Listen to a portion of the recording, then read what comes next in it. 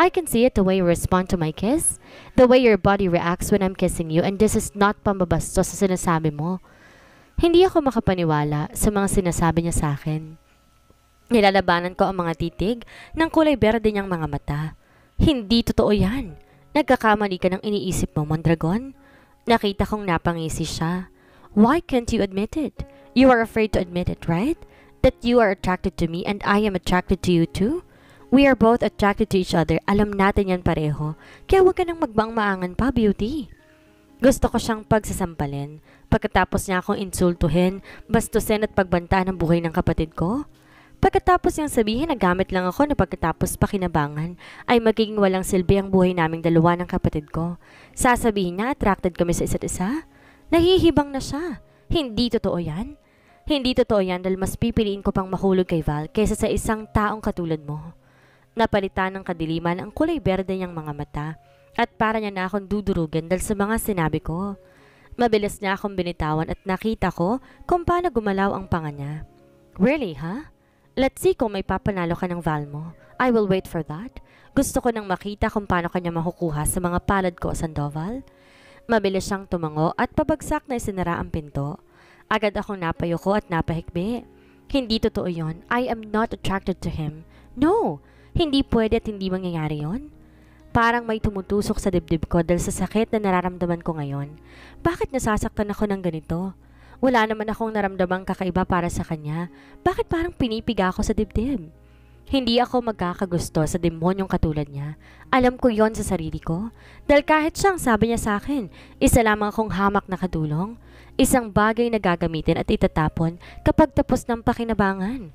Kaya hindi ako naniniwala sa kahit anumang bagay na sinasabi niya. Pinahiran ko ang mga luha ko. Inayos ang ilang gamit na nagkagulo at binuksan ang pinto. Natuod ako na makita siyang nakasandal sa gilid ng pinto at nang makita niya ako ay agad siyang napatayo ng tuwid. Sinaman niya ako ng tingin at napalunok ako sa mga titig niya. Huwag na huwag kang magpapakita sa living room. Try to go downstairs and start a conversation with Val and Chris. Makikita mo kung paano kayo tatatapon sa bahay ni Maxim. Galit at diin ang sabi niya at masama ang tingin pinupukol niya sa akin.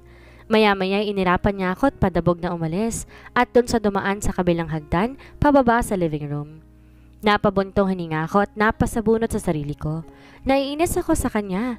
Naiinis ako sa lahat at kung paano niya ako nilagay at iniipit sa ganong sitwasyon. Pakialam niya ako makipag-usap ako kay Val at wala siyang pakialam kung sagutin ko ang tanong ng kaibigan niya dahil hindi ako katulad niya na bastos at arogante. Napapadyak ako dahil sa inis. As if naman bababa ako doon sa living room. Ano naman ang gagawin ko doon? Kung maaari nga lang magtatago na lang ako sa loob ng kwarto kapag nandito siya at mga kaibigan niya. Dahil pare-pareho lang naman silang lahat at kung paano niya ako nilagay at iniipit sa ganitong sitwasyon. Malalim kong pinag-isipan ang dapat kong gawin upang makalabas ako dito sa araw na exhibit. 3 araw na lang ang natitira sa akin. Napaisip ako na kailangan kong magpatiayon sa lahat ng sinasabi niya sa akin. Kinakabahan man pero kailangan ko itong gawin. Hindi ko alam kung magagawa ko to sa loob ng 3 araw. Simula kasi nung sinabi ko sa kanya na mas gugustuhin ko pang mahulog kay Val kaysa taong tulad niya ay lagi niya akong pinag-iinitan. Mas lalo siyang naging strict. Kahit pa na nandito si Val, pinapahirapan niya ako sa gawaing bahay. Pinagalitan niya rin ito dahil may duty to sa ospital pero nagawa pang bisitahin ako dito. Kailangan ko siyang labitan mamaya kapag umuwi na siya rito. Kailangan kong lakasan yung loob ko. Buong araw ramdam ko hindi ako makafocus sa ginagawa ko. Kinakabahan ako dahil baka hindi siya maniwala sa akin. Panaylingon ko sa gate habang nagdidilig ako ng halaman dahil hinihintay ko ang pag-uwi niya. Kadalasan alas 4 pa lang nandito na siya pero ngayon mag-aalas 5 na hindi pa rin siya nakakauwi. Agad ako napatigil nang bumukas ang gate at may sasakyan na pumasok. Tumalikod ako dahil kinabahan na lang akong bigla. Parang hindi ko kasi kayang gagawin ko ngayon. Pinagpatuloy ko ang ginagawa ko hanggang sa naramdaman kong may taong nakatayo malapit sa pwesto ko. You look adorable. Napakunotno ako nang marinig ang boses ni Val. Agad akong napalingon sa kanya. Hi! Good afternoon, my beauty. Sabay abot ng isang malaking paper bag. Val, hindi mo naman kailangan gawin to. I know you're simple and not materialistic person but let me do this one. Gusto ko lang gawin to. Pero Val, shh! I need to go. Bago pa ako maabutan ni Kuya. Napadaan lang ako dito para makita ka. May duty pa ako. Goodbye. Salamat dito, Val. Napangiti siya sa akin at bigla na lang niya akong hinila at niyakap. You're welcome, my beauty. Keep safe. Napatitig ako sa kanya nang halikan niya ako sa noo. Napalakas ang pagkakatakip ng dibdib ko na mapansin ang isang black Mercedes-Benz na nakapark sa garage at di ko man lang narinig at napansin ang pagdating ng sasakyan niya. I'll go ahead.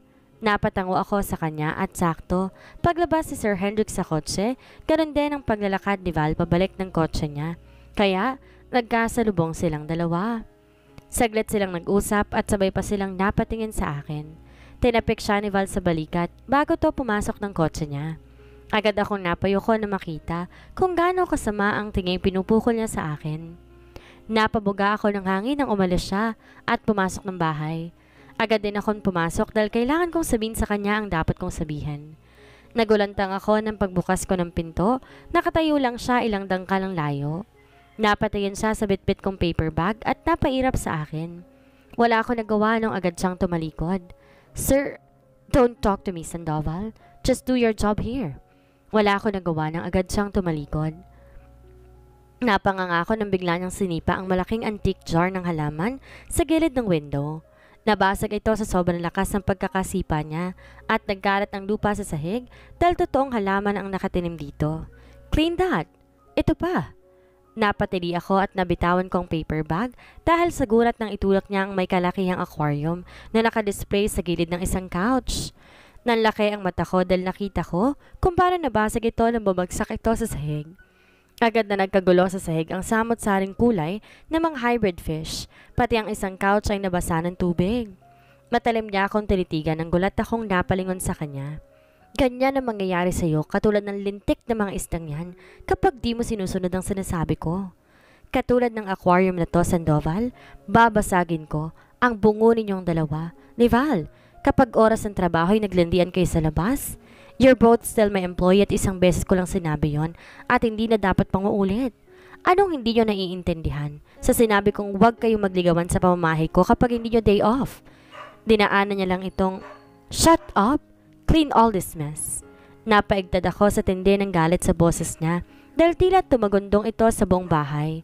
Clean all that mess. At kapag hindi mo yan nagawa inside of 10 minutes, makikita mo kung sino ang totoong halimaw na nakatira dito. Padabog siyang umalis at agad akong gumalaw. Hindi ko alam kung sino ang uunahin ko. Gusto ko siyang batuhin ng kristal na aquarium. Wala talagang papantay sa kademonyohan ng doktor na yon. Agad kong pinaandar ang vacuum cleaner at mabilis kong nilapit ang mga piraso ng aquarium na nabasag. Ngunit narinig ko ang pagdabog ng pagbaba niya ng hagdan, kaya wala ko nagawa kundi pulutin ang ibang natirang piraso. Napatigil ako na may naramdaman akong kakaibang hapdi nang damputin ko ang isang piraso ng kristal na nabasag. Napasinghap ako dahil may nakita akong dugo na tumulo sa sahig mula sa palad ko. Narinig ko pa ang mabilis sa paglapit niya sa akin nang makita niya ako. Tanga ka ba? Hindi ako makagalaw dahil may nakatusok na hindi kalakihang piraso ng kristal sa pinakaibabang parte ng palad ko. Tumudugo ito at napahikbi ako nang hinila niya ako papuntang kitchen. Damn it, Sandoval, you are so careless. Kung di ka naman kasi tanga at kinamay mo pa. Napadaing ako ng hinigit na to gamit ang isang panghigit na kadalasan ginagamit ng isang doktor. Hindi tumigil ang pag-agos ng dugo. Kaya agad niyang pinunasan ito at nilinisan. Napapikit ako dahil sa hapdi nang hinugasan niya ito gamit ang isang alcohol. Maya-maya pa'y may naramdaman akong isang mentol at pagdilat ko nakabandage na ang palad ko. Hindi ko na talaga kaya ang pag-uugaling meron siya. Dito na yata ako mamamatay. Itutuloy ko lang ang paglilinis. Agad niyang hinila ang kanang braso ko na hindi nasusugatan at tinitigan ako na masama. Are you really that stupid? Lagi ko ba bang iisa-isahin ng mga bagay para lang ipaintindi sa'yo? Hindi ako nakapagsalita nang matitigan ko na ang buong mukha niya. Nakakapanghina ang mga mata niyang nakatitig sa mga mata ko at di ko alam kung paano sasagutin lahat ng mga sinasabi niya. Buwaba ang mga titig niya sa labi ko kaya't napalunok ako. Nakita ko pa kung paano gumalaw ang Adam's apple niya at napaiwas ako ng tingin. Get out of my sight! Malamig na sabi niya. Hendrix, Mas lalo pang nangunot ang noo niya nang tinignan niya ulit ako na masama. How dare you call me like that? Totoo ang sinabi mo nung nakaraang araw. I'm attracted to you, sir. Hindi ko lang naman yon maamin sa sarili ko. Pakiramdam ko matutunaw ako na sabihin ko ang mga katagang iyon. Ni hindi ako makahinga dahil tila kinakapos ako ng hangin. Nabibingi ako sa tindi ng pagkabog ng dibdib ko. As if I care. Para ako natusok ulit ng basag na kristal dahil sa isinigot niya sa akin. Remember this, Sandoval. I am the boss and you're just a maid and that would never change. I don't care about your feelings and stop dreaming. Napahagat ako sa labi ko nang marinig ang mga sinabi niya. Hindi ko na malayan wala na siya sa harapan ko. Pumalpak ako sa plano ko. Nais ko lang naman sanang magpatialon sa mga sinabi niya noong nakarang araw. Na-attracted daw ako sa kanya. Yun daw ang nakikita niya at nire-react ng katawan ko. Kahit ako nagulat sa sarili ko na maramdaman ang mga luhang dumadaloy sa pisngi ko. Bakit ako umiiyak? Bakit parang mas nasasaktan ako dahil sa mga sinabi niya kaysa nung nasugatan ako kanina? Agad akong nagpunas ng mga luha at pilit kong kinalimutan ng mga sinabi niya. Naglinis pa rin ako ng dahan-dahan para hindi masaktan ang kaliwang kamay ko na nasugatan kanina. Habang naglilinis na isipan kong utuin na lamang ang mga security guards sa sunod na mga araw dahil pumalpak ako ngayon. Napatigil ako sa pagligpit ng halaman na nasa sahig dahil paulit-ulit nagpe-play sa isip ko ang mga sinabi niya kanina. Ang kapal talaga ng mukha ng demonyong yon. Agad akong dumiretso sa kitchen pagkatapos kong maglinis dahil madilim na ang paligid at di pa ako nakapag-uumpisang magluto. Binunton ko ang pagluluto lahat ng inis ko. Napamura ako dahil di maalis sa isip ko ang lahat ng sinabi niya kanina. Akala niya naman kung sino siyang gwapo at habulin. Napasabunot na naman ako sa sarili ko dahil sa inis. Panahon na siguro upang gamitin ko si Val para makalabas ako rito. Natigilan ulit ako dahil ayoko siyang madamay pero paano naman ako? Pagkatapos ko lutuin lahat ng lulutuin ko, agad na ako naglakad papuntang kwarto. Padabog kong isinara ang pinto at napatitig dito. Puisit ka, Mondragon. Naistatwa ako ng paglingon ko ay may taong nakasandal sa gilid ng kama ko. Malalim siyang nakatitig sa akin habang nakapamulsa. Agad kong hinawakan ang doorknob at tandang umalis dahil sa inis na nararamdaman ko na makita ko siya. Nakalabas na ako ng pinto nang biglang may humila sa akin at mabilis isinara ang pinto. Inis ko siyang inismiran at wala akong balak makipag-usap sa kanya pagkatapos niyang sabihin ng mga katagang iyon. Ano ba? Bitawan mo nga ako? Maaari ka nang lumabas at kumain dahil tapos na ako magluto. Wala ba akong karapatang magpahinga? Nakaigting ang panga niya habang nakatitig sa akin. Hawak-hawak ako sa braso. You're a brat. Mabilis kong naramdaman ang init ng labi niyang dumampi sa labi ko. Gusto ko siyang itulak pero bigla na lang akong nanghina.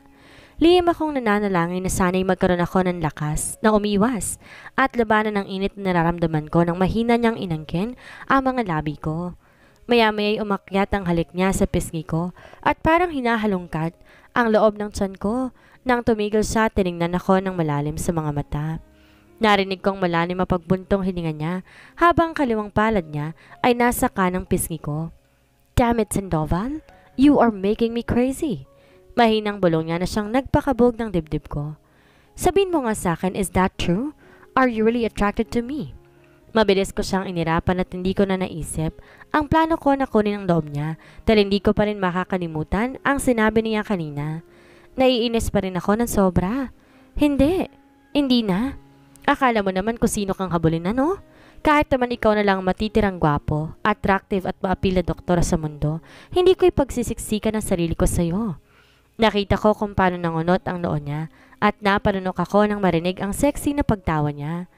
Para kung kakapusin ang hininga kapag tumatawa siya ng ganyan. Nagtatampo ka because I rejected you?